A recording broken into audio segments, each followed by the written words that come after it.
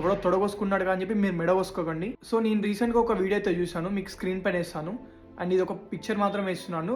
And ఈ person stone lifting చేస్తుంటాడంట. So ఆ stone lifting చేయడం కోసం అని చెప్పేసి అండ్ సంథింగ్ ఇతనైతే ఏదో అనబాలిక్ స్టెరాయిడ్స్ అయితే యూజ్ చేశాడు.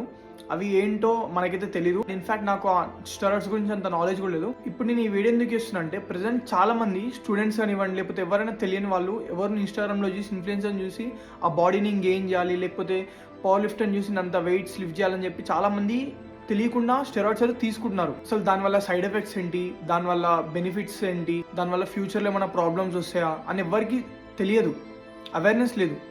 ఏంటంటే బాడీ వచ్చేస్తుంది చాలు. మెయిన్ థింగ్ ఎవరైతే టీనేజర్స్ ఉంటారు కదా వాళ్ళు ఇన్స్టాగ్రామ్లో చూసి మాత్రం చాలా చెడిపోతున్నారు. ఇన్ఫాక్ట్ నేను నా లైవ్లో నేను చాలా మందిని చూసాను. ఇప్పుడు టీనేజ్లో తీసుకుంటే నా సజెషన్ అయితే నేను నో అని చెప్తాను. బట్ ఇది పర్సనల్ చాయిస్. ఒక్కొక్కరికి ఒక్కొక్క ప్యాషన్ ఉంటుంది, ఒక్కొక్కరికి బాడీ బిల్డర్ అవ్వాలంటుంది. And it's up to you. నేను రెస్పెక్ట్ చేస్తాను. మీకు నచ్చితే తీసుకోండి, లేకపోతే లేదు.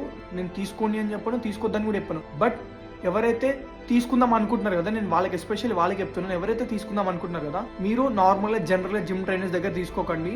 హాఫ్ ఆఫ్ నాలెడ్జ్ కాదు కదా, 10% నాలెడ్జ్ కూడా ఉండదు. ప్రో కోచెస్ దగ్గర తీసుకోండి. ఎవరైతే 10+15 years ఎక్స్పీరియన్స్ ఉంటారో వాళ్ళ దగ్గర తీసుకోండి, లేకపోతే ఒక డాక్టర్ దగ్గర తీసుకోండి. తీసుకునే వాళ్ళు ఉంటేనే నా సజెషన్ అయితే తీసుకోకండి అని చెప్తాను. But depends on their passion. ఒక బాడీ బిల్డర్కి ఆబ్వియస్లీ ఒక బాడీ బిల్డింగ్ చేస్తున్నాడంటే, ప్రొఫెషనల్ బాడీ బిల్డింగ్ చేస్తున్నాడంటే వాళ్ళకి ఖచ్చితంగా మజిల్ మాస్ అనేది ఎక్కువ ఉండాలి కాబట్టి సో వాళ్ళు తీసుకుంటున్నారు. లోకల్ జిమ్స్ లేదంటే ఇష్టం వచ్చినట్టు ఇచ్చేసి వాళ్ళ ఫ్యూచర్ ఖరాబ్ అయిపోతుంది, ఎరెక్టైల్ డిస్ఫంక్షన్స్ వస్తుంది, ఇంటర్నల్గా ఆర్గన్స్ ఖరాబ్ అవుతున్నాయి. ఇవి ఎవరు పట్టించుకోవట్లేదు. అసలు ఆ డోసేజ్ ఎంత కన్జ్యూమ్ చేయాలి, అసలు ఒక పర్సన్కి ఎంతవరకు సెట్ అవుతుంది, అతని ఆర్గన్స్ ఎలా ఉన్నాయి, పనిచేస్తున్నా లేదా, ఇంటర్నల్గా ఏమైనా ప్రాబ్లమ్స్ ఉన్నాయా లేదా, హెల్త్ కండిషన్స్ అన్నీ ఓకే ఉన్నా లేదా, ఏం చెక్ చేయరు. ఇట్లా ఏముందంటే లెట్స్ ఫర్ ఎగ్జాంపుల్ ఒక డైనాబాల్ ఉంది, ఒక ఎంజీ తీసుకొని బాడీ వచ్చేస్తుంది, బైసెప్ పెరిగిపోతాయి. మీరు ఎందుకు సజెస్ట్ చేస్తున్నారు? అసలు మనం ఎలిజిబుల్ కాదు అవి తీసుకోవాలంటే. ఒక డాక్టర్ ప్రిస్క్రిప్షన్ తీసుకోండి, మీ బ్లడ్ వర్క్ వేయించుకోండి, మీ ఆర్గన్స్ అన్ని ఎలా ఉన్నాయో చెక్ చేయండి. ఇవన్నీ తీసుకోకుండా ఎవడో ఇన్ఫ్లుయెన్స్ అని చూసి మీరు తీసుకోవడం ఏంటి? పిచ్చి కాకపోతే అది. ఒక్కొక్కరు బాడీకి పడితే ఒక్కొక్కరు బాడీకి పడదు. ఇప్పుడు ఈ పర్సన్కి బాడీకి పడలేదు, ఆయన ఎంత డోసేజ్ తీసుకున్నదో తెలీదు, అసలు అతను ఎవరి దగ్గర తీసుకున్నాడో తెలీదు. ఏదో ఆన్లైన్లో చూసి ఇట్లా ఆర్డర్ వేసుకొని తీసుకుంటే సరిపోతుందా? దాని వెనకాల ఎన్ని ఫ్యాక్టర్స్ ఉంటాయి, ఎన్ని ఆలోచించాలి తీసుకునే ముందు.